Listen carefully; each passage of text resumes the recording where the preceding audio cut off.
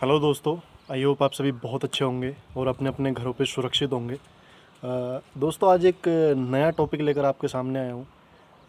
दरअसल मैं एक चीज़ देख रहा था तो मुझे उस टाइम भी समझ में आया और वैसे भी कि टॉपिक बहुत इम्पोर्टेंट है कि ज़िंदगी में हमें किसी का भी कभी भी या बार बार अपमान नहीं करना चाहिए।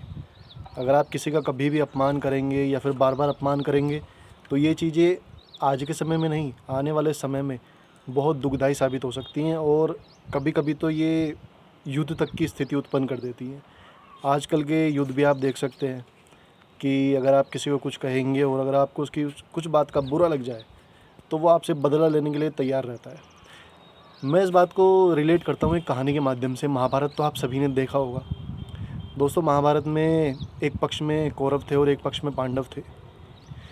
लेकिन दोस्तों, इन दोनों में शुरू से ही मित्रता नहीं थी।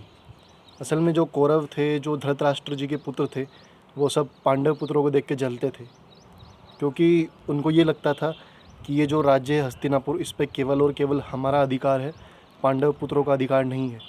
इसी वजह से कौरव के जो पुत्र थे, खासकर दुर्योधन, दुशासन और भी काफ़ी जो उनके पुत्र थे, उन्होंने समय समय पर पांडव पुत्रों को अपमानित किया और वो भी जगह जगह पर।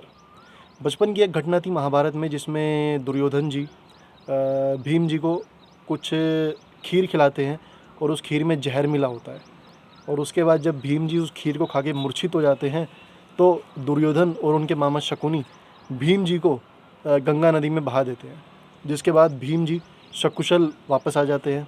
इसके बाद दूसरी एक घटना होती है जिस घटना में कौरव जो होते हैं, कौरव राजकुमार जो होते हैं, वो ये प्लान बनाते हैं कि जो ये हमारे पांडव भाई हैं, इनको हम वारणावृत, एक जगह थी वारणावृत, वहाँ पे भेजेंगे और वहाँ पे ये जिस महल में रहेंगे उस महल को हम जला देंगे रात में, ताकि ये लोग मर जाएं।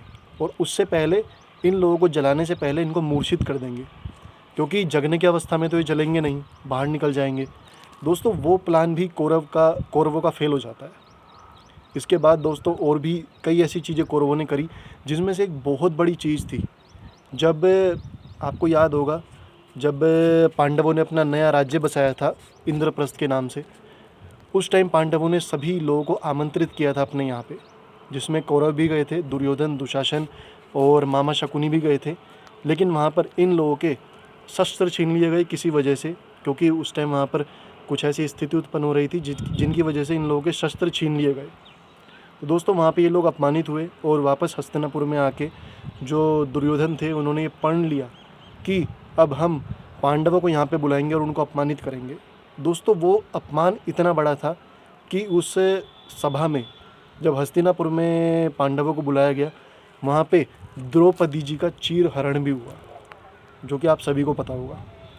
और उस चीरहरण के बाद सभी पांडवों ने ये कस्में खाई कि वो कौरव जो कुरुवंश है उसको पूरा तहस नहस कर देंगे।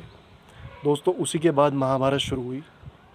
दोस्तों, इस छोटी सी कहानी के माध्यम से मैं आपको क्या समझाना चाह रहा हूँ कि कभी भी आपको ज़िंदगी में किसी को नीचा नहीं दिखाना चाहिए, या कभी भी किसी को बार बार अपमानित नहीं करना चाहिए, क्योंकि हम लोगों को उसका कोई हक नहीं है। क्योंकि ये चीज़ें अभी के समय में या आने वाले समय में बहुत भयंकर रूप धारण कर लेती हैं और हमें पता भी नहीं चलता है। तो दोस्तों, इन चीज़ों से बचिए और किसी को भी अपमानित मत कीजिए, ना ही किसी के सम्मान को बार बार ठेस पहुंचाइए। थैंक यू सो मच दोस्तों। बस यही एक छोटी सी चीज़ आपको समझाना चाह रहा था इस वीडियो के माध्यम से, और ख़ासकर महाभारत जैसी कहानी के माध्यम से, जहाँ पे आपने देखा कि कौरवों ने पांडवों को बार बार अपमानित किया और बाद में ये चीज़ एक विकराल रूप धारण कर लेती है, जिसको पूरी सृष्टि में जाना गया महाभारत के नाम से। और उस महाभारत में बहुत से लोगों को नुकसान हुआ, खासकर पांडवों को भी नुकसान हुआ और कौरवों को भी। तो दोस्तों, कभी भी किसी को भी जीवन में बार बार अपमानित ना करें, अन्यथा बहुत दुष्परिणाम भुगतने पड़ सकते हैं दोनों पक्षों को। धन्यवाद दोस्तों।